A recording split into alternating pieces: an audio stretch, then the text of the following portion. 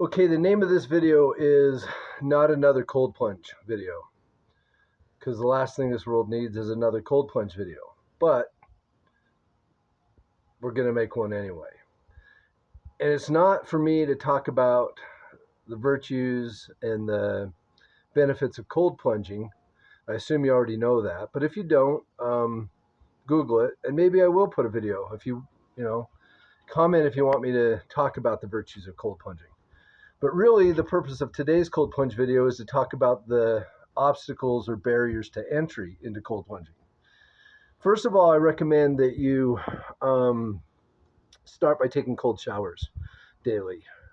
Just after you finish your shower, just switch off the hot water, stay in the cold water, try to stay in, work up, trying to hit a target of 3 minutes. But you probably won't hit the required temperature. The ideal cold plunge is somewhere in the neighborhood of 45 to 55, or some will say 48 to 52 degrees Fahrenheit.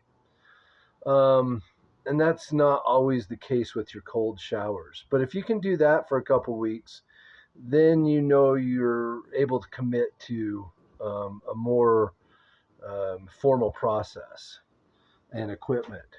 A lot of people will use a cold, like a tank, like a watering tank that they buy at Tractor Supply, and then fill it with ice.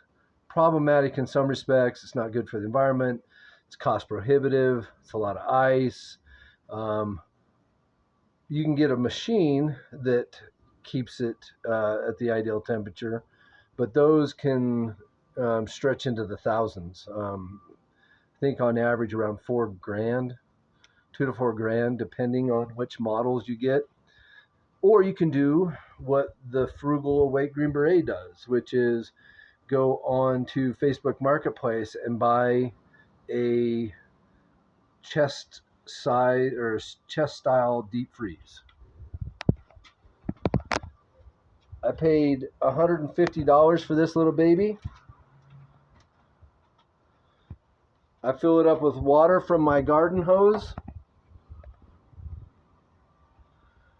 I plug it in until it gets down to the appropriate temperature.